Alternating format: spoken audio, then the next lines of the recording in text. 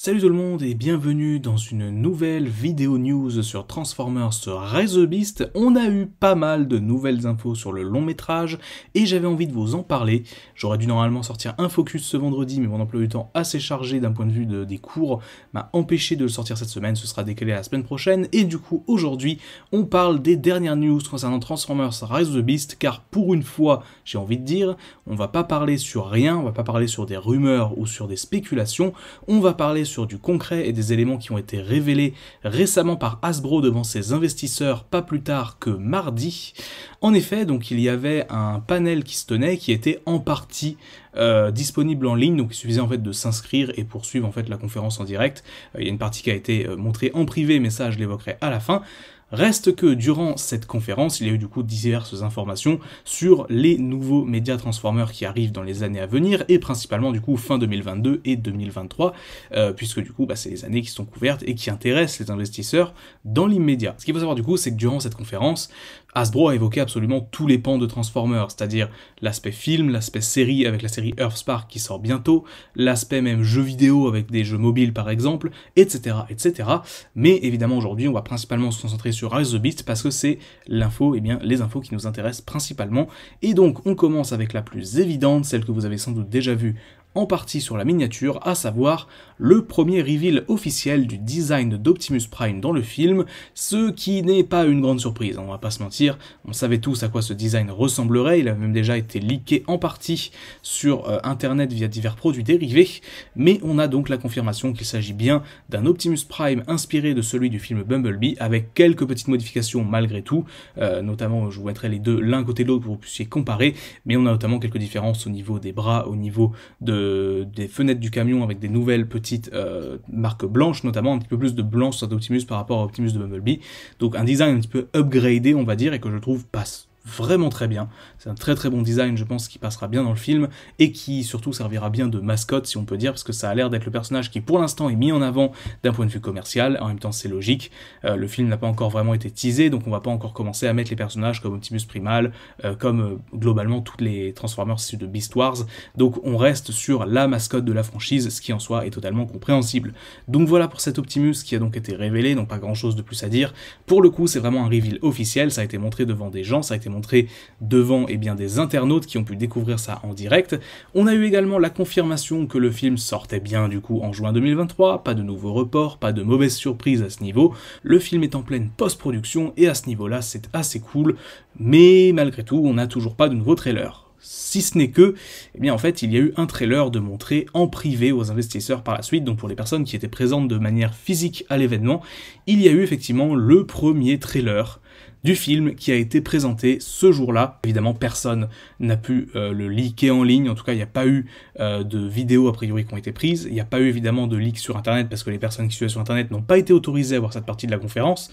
Donc du coup, tout ce qu'on sait, c'est que le trailer a été montré, c'est donc que le premier trailer, ou en tout cas le premier teaser, je suppose, existe, et que s'il a été montré aux investisseurs aujourd'hui, c'est qu'il pourrait être montré au public dans pas si longtemps que ça. Je garde mon pari que le premier teaser arrivera début décembre, et que du coup la promo du film commencera un petit peu avant, je pense fin octobre ou début novembre, on verra, mais de toute façon si le trailer pop d'ici quelques jours, évidemment je serai le premier à y réagir, et vous serez les premiers à en être informés. Voilà donc pour ce qui est de Rise of the Beast sur cette conférence. Il faut savoir également qu'on a eu une autre information et qui mine de rien est assez intéressante, c'est le fait que Hasbro et Paramount ont décidé de prolonger leur contrat du coup qui les lie pour les différentes licences de Hasbro, principalement Transformers mais aussi G.I. Joe et d'autres, notamment Donjons et Dragons par exemple on pourrait citer. Donc Paramount et Hasbro ont confirmé une prolongation de 5 ans, donc c'est quand même pas rien, et ça prouve que du coup les deux entités vont plutôt collaborer à l'avenir, comme c'est déjà le cas avec notamment Earthspark, qui va être diffusé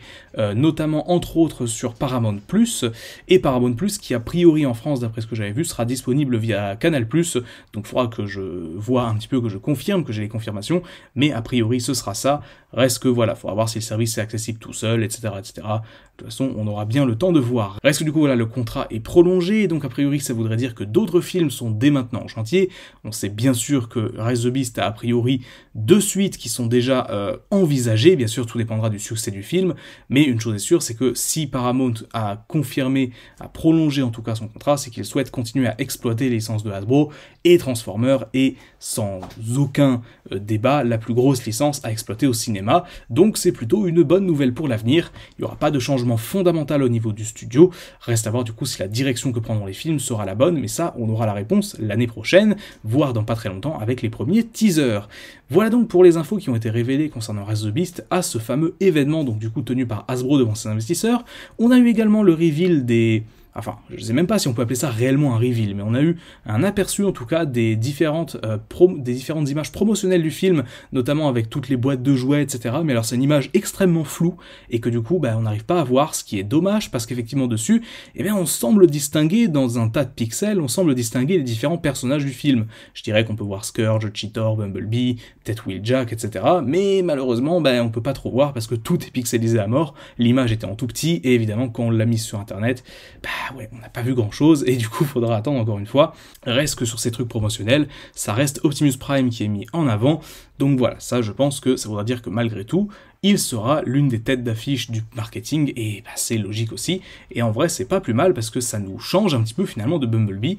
Je pense que beaucoup ici seront assez contents de ça. Une autre information aussi qui pour le coup n'a pas été révélée lors de cet événement mais que j'avais envie d'évoquer avec vous, c'est potentiellement l'apparition du premier design, en tout cas la première apparition du design d'Optimus Primal, alors d'une manière qui semblerait être assez chelou. Effectivement, donc on a eu récemment le reveal, ou en tout cas la découverte sur internet d'un nouveau jouet Optimus Primal, donc qui est de la gamme Evergreen, enfin je sais même pas si on peut appeler ça une gamme en fait, mais Evergreen c'est les designs de base, donc les designs qui sont censés être utilisés un peu partout, qui sont les designs en fait standards de tous les personnages qui n'ont vraiment subi aucune modification. Donc le fait par exemple qu'Optimus Prime ressemble un peu à la G1, que Bumblebee soit un mix entre sa version G1 et Bayverse, etc. etc. C'est notamment les designs qui avaient été utilisés dans Cyberverse, ou en tout cas qui sont dans ce style-là. Reste que du coup, il y a eu un jouet Optimus Primal, donc de commercialisé dans cette gamme, si on peut appeler ça comme ça, et l'artwork qui se trouve à l'avant ressemblerait à un gorille en live action. Alors, évidemment, beaucoup de gens ont dit c'est juste un gorille random, parce que Optimus Primal c'est un gorille, voilà, c'est logique. Reste que malgré tout, il y a un point qui est assez intéressant, c'est le fait que ce fameux gorille a les yeux verts, et que dans les informations qu'on avait eues à l'annonce du film en juin 2021, on savait que les Maximals auraient tous a priori des yeux verts, et du coup ça pourrait laisser entendre qu'on est là sur l'apparence de base d'Optimus Primal dans le film. Alors ce qu'on sait aussi c'est que normalement les Maximals doivent avoir des aspects aussi mécaniques, donc peut-être du métal dessus, mais rien n'empêche d'imaginer que ce soit par exemple son design de base, et que le métal se révèle petit à petit au fur et à mesure des blessures, ou du temps, ou on sait pas en fait. Peut-être que dans les flashbacks on voit Primal comme ça. Reste que du coup voilà, c'est le design qui est apparu sur cette boîte, qui du coup est assez étrange, parce qu'on a Optimus Primal qui est clairement basé sur sa version de Beast Wars, donc sa première version, sa version classique, mais on a un gorille qui a tout d'un gorille en live action. Donc du coup, voilà, pour moi en tout cas, c'est potentiellement le gorille de Primal dans Rise of the Beast, mais ça, on n'a rien pour le confirmer, et on n'aura rien pour le confirmer tant qu'on n'aura pas vu le design, mais je voulais quand même vous le partager, parce que ça me semble être une info quand même relativement importante et qui ne doit pas être évitée. Bref, voilà donc pour cette vidéo, j'espère qu'elle vous aura plu. Aujourd'hui pour le coup, on avait vraiment des choses à dire, on avait vraiment des infos, vraiment des choses à décortiquer un petit peu quand même, et surtout des infos qui nous prouvent que le marketing pour le film, je pense, va quand même commencer dans pas trop longtemps. A priori, là, on a eu les premières bribes de marketing officiel, donc maintenant, ça ne peut que continuer.